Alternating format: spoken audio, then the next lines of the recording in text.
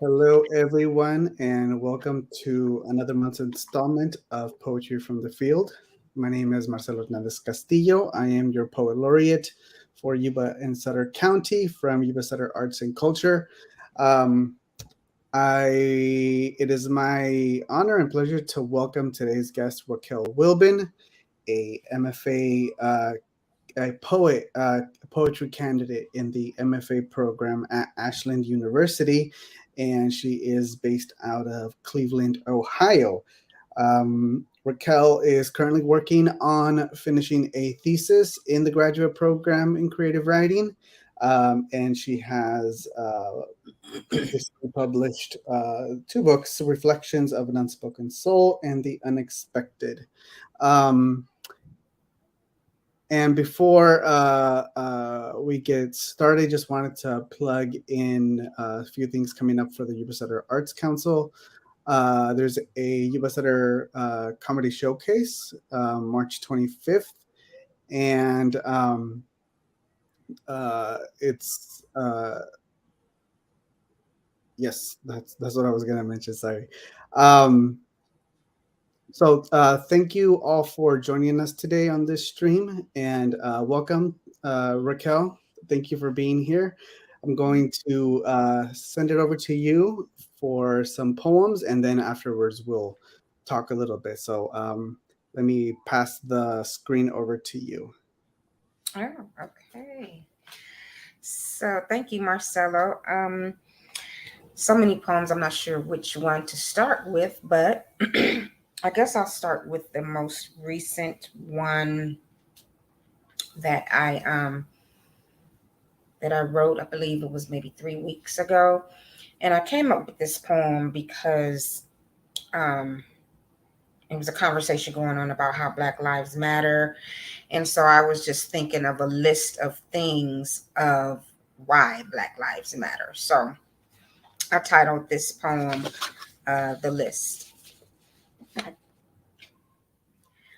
The Black Lives Matter environment is dripped with racial sensitivities, with hesitancy and anxiety.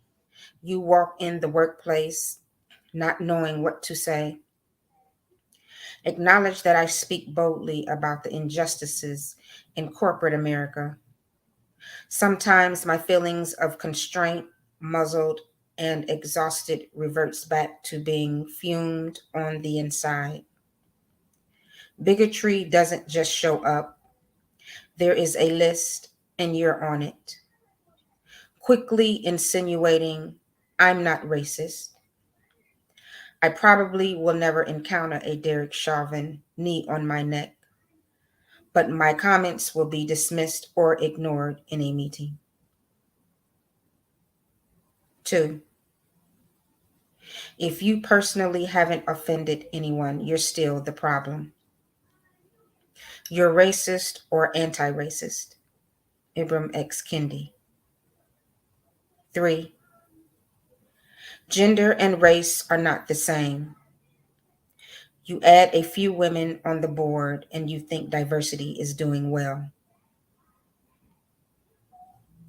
The Fortune 500 curtails 37 female CEOs.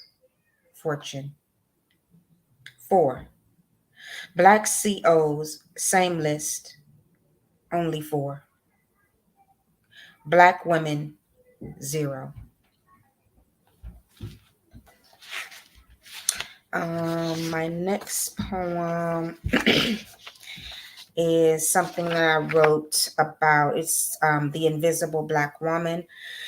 And it's just about an experience that I had when I was a student in another institution.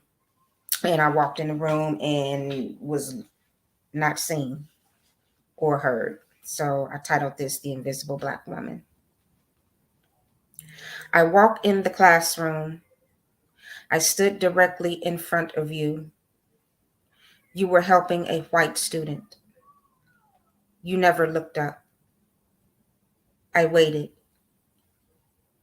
Another student walked in, a white woman. I waited. You saw her. Oh, you say. I didn't see you standing there. And I have, let's see, another poem that I wrote. And actually, I just did this one at a Black History Month event for Black History. And I wrote this poem actually to the community because that was the thing that they were going for. So it was the community of the Black culture. And I titled it This Day. Let this be the day that we continue to celebrate in large numbers in support of one another. The Black church, the Black pillar, embraces and rolls out the Black carpet for the Black boys and girls, Black men and Black women, readying them to enter this world of battered and broken systems.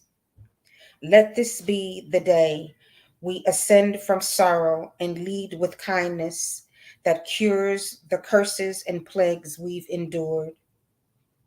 Let this be the day we reach towards what is next, to leave our bruised hearts behind, to help build a new dawn, a new way. Our hollow hearts beat to the drums of old hymns that turn into new gems as we come together, mended, honoring yesterday, respecting today, and welcoming tomorrow. Know what we've done, know what we are, for whenever we are together, we are not defeated. And I have another one here.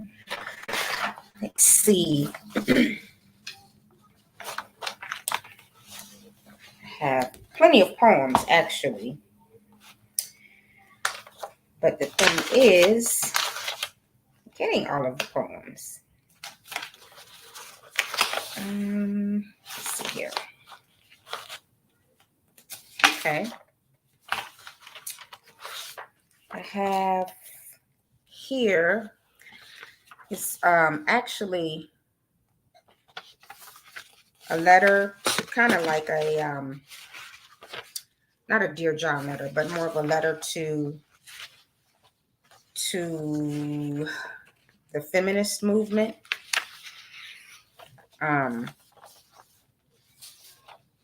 They were very helpful in helping some women, but not all women. So this is one of the poems that I wrote for that. It's called Dear Feminist Movement. She, me, her, we supported your efforts for change of women's status. All 62% of us, compared with the 45 and 35% of your own. Steinman, 1972. We were never considered, again, ignored. Aren't we women too? Thank God for the centennial times. We are more inclusive, but you still have a long way to go.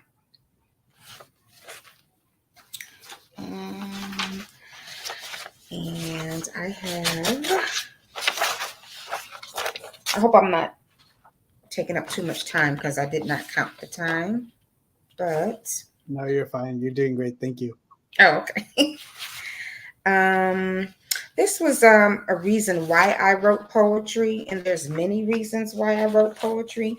So I thought that I would write poetry on why I write poetry. Let's see here. So I titled it Why I Write Poetry. Why I write poetry. Because my head is level and my hands are blessed. Because I'm Black and I'm proud. Because it is important to bellow from my belly what microaggressions look like to me. Because I am revolution in reverse. I am overlooked. I am famine. Because the dirt in my because my ancestors said so.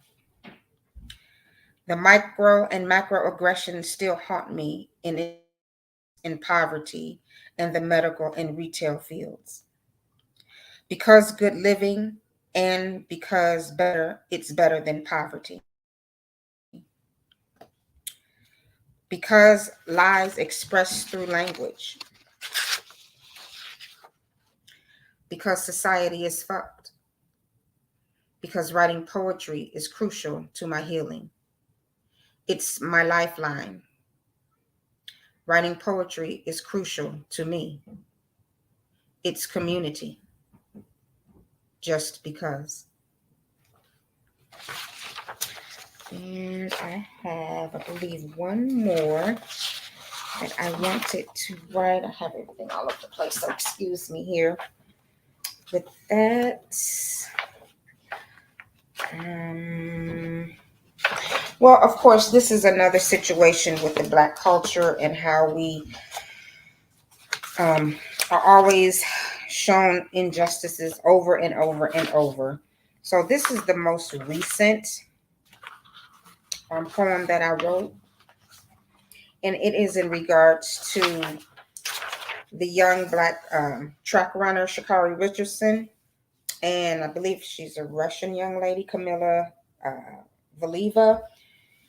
So she's another athlete, and it was about the substances where Sha'Carri Richardson wasn't able to perform in the Olympics because she was, of course, had a substance that was not tolerated for the sports, and so this other young lady was able to. So, just talking about the unfairness and things that happen to people of color.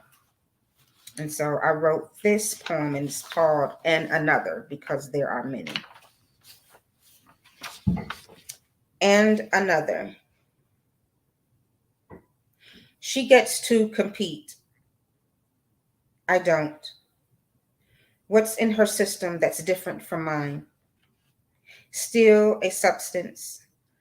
Doping used as microaggressions. A mask that curtails into macroaggressions. A double standard.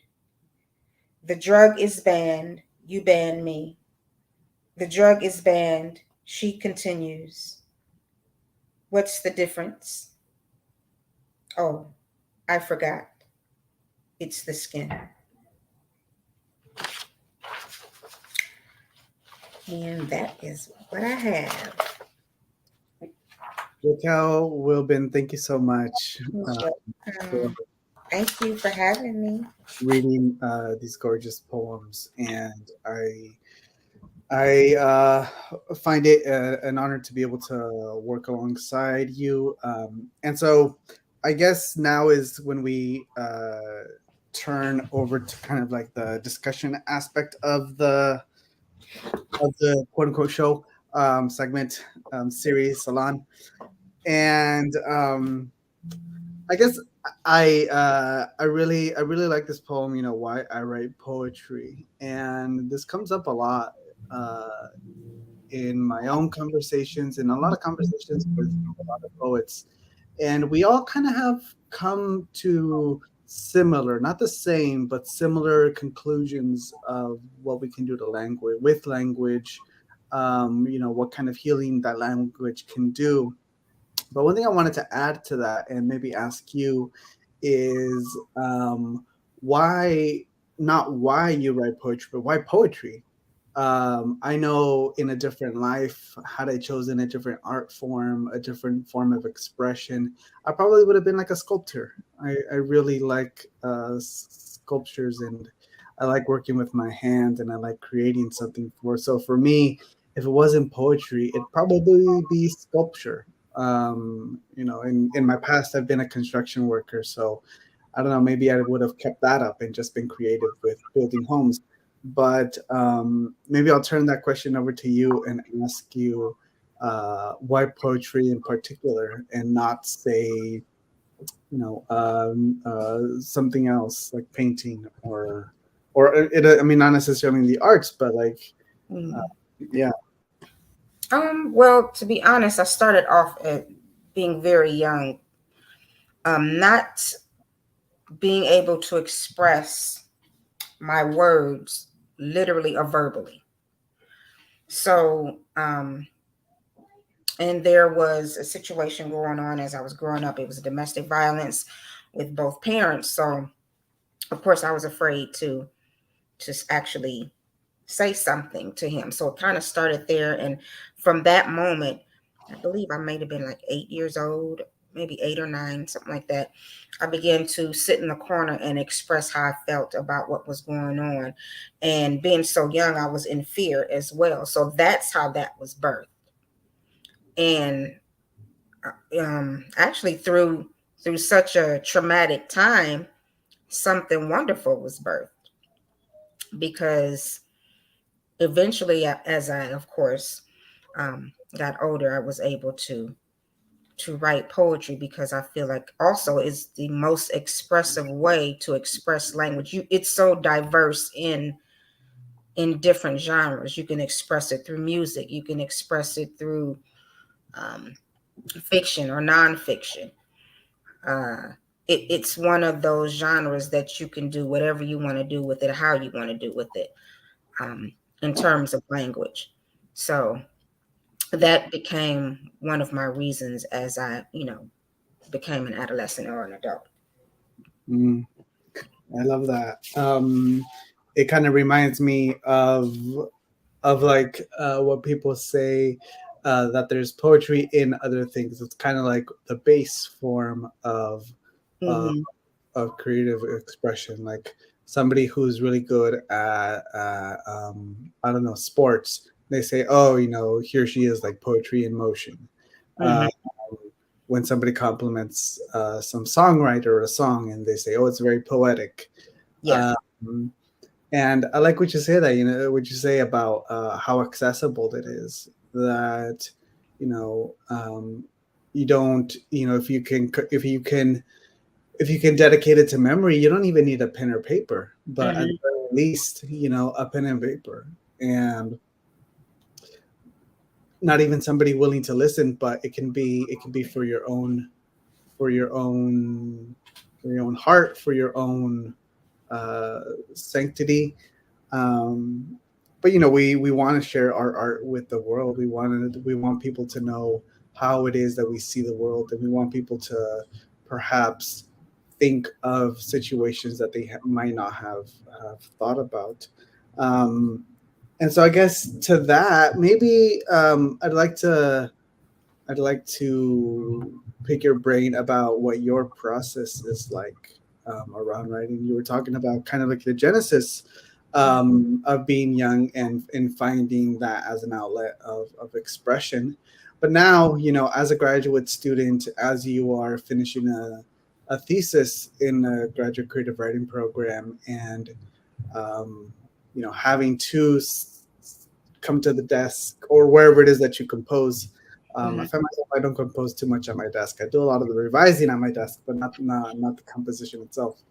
Um, how that is like for you. What is your process around um, creating poems from the get go, and then maybe like how they grow, how you revise, and so on. Honestly, I have such a busy life. When it comes, and I try to grab it when it comes, and then take that line and go from there.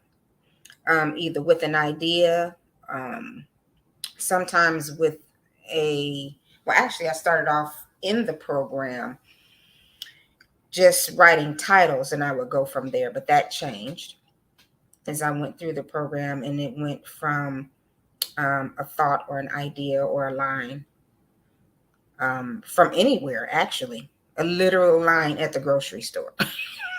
And I'm like, oh, wait a minute. And I'll remember and I'll write it down, and then it'll just take it from there and create this storyline within my thesis. Because number one, my thesis about the microaggressions is something that I live every day.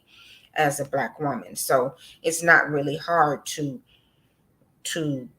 create something that you see all the time.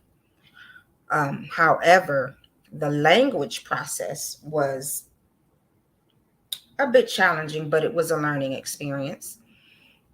Just learning different languages, how to approach language, how to not necessarily always use metaphors, but you can maybe one or two, and somewhere it's not necessary to use it all.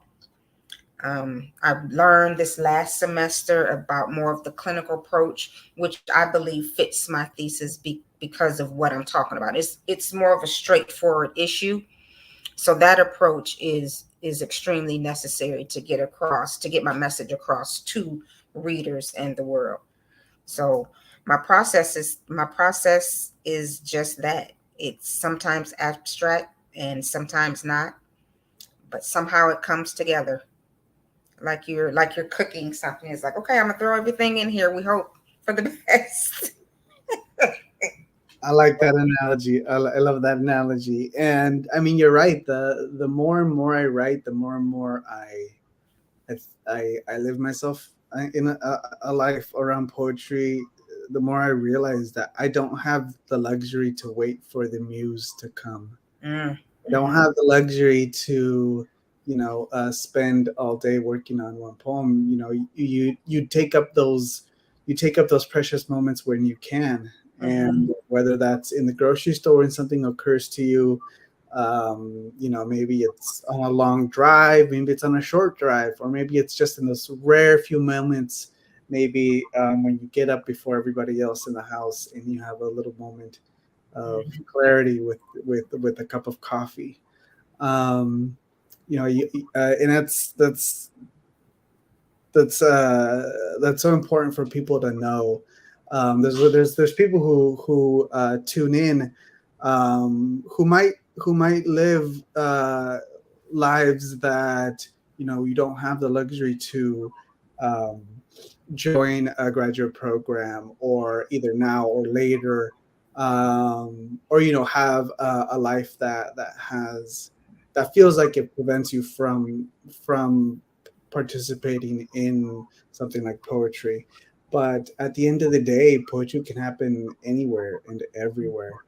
um Yeah. so if we somebody said, like, if there was our last guest, William Lopez, said something along the lines of, I asked him, like, what would be your advice for budding writers, for people who were working on their own projects? And he said, if I only wrote when I thought I was writing something good, I would never write anything at all, or something to that effects. To that effect. Mm-hmm. And so, yeah, the writing can sometimes be messy. The writing can sometimes feel like it's bad, but we don't know that until we actually put it there. um I like what you're talking about. We're Mm-hmm. telling stories. We're telling stories as poets, and you have your own unique story to tell. Somebody else has their own unique story to tell. um and in this process of like you were talking about, where inspiration comes from different parts, it doesn't necessarily happen at the desk, but wherever you can get it from, right? And wherever you can write it. With that said, how do you as a poet know when a poem is finished?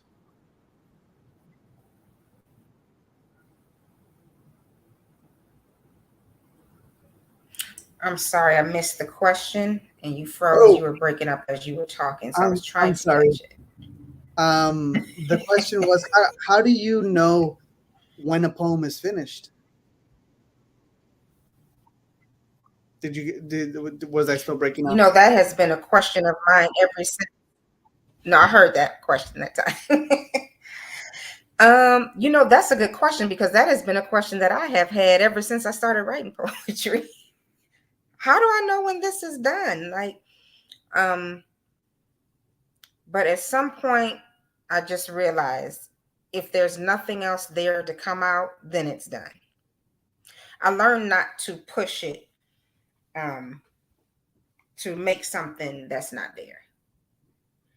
I was also have been advised at some point in my life to just, walk away and come back to it. Sometimes I do that, and it still just not does not come. So um, when I come to the end of what I need to say, then it's done. Mm, yeah, I love that way of putting it. Not to push it to something that is not there.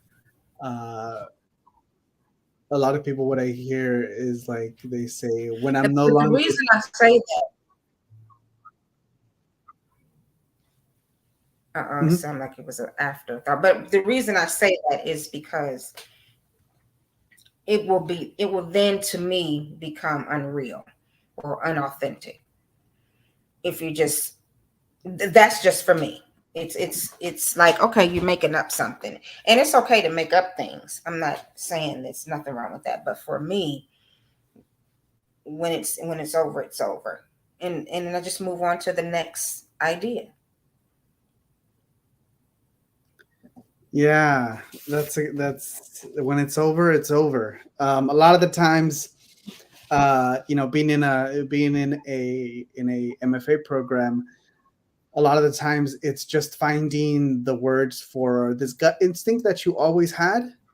So I tell a lot of my classes, essentially, you're still the same poet you were when you came into a program. You've just kind of refined your skills and honed in your language to be able to think about it more intentionally. But essentially, you're still the same poet. So this gut feeling of, you know, I know when it's done. It ends. It ends when it ends.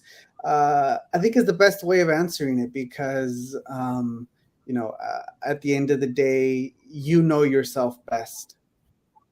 Um, and I think that's a good Hmm. way of putting it. So Raquel, thank you so much for this conversation, for your poems, for sharing this space. It's truly a pleasure, and want to.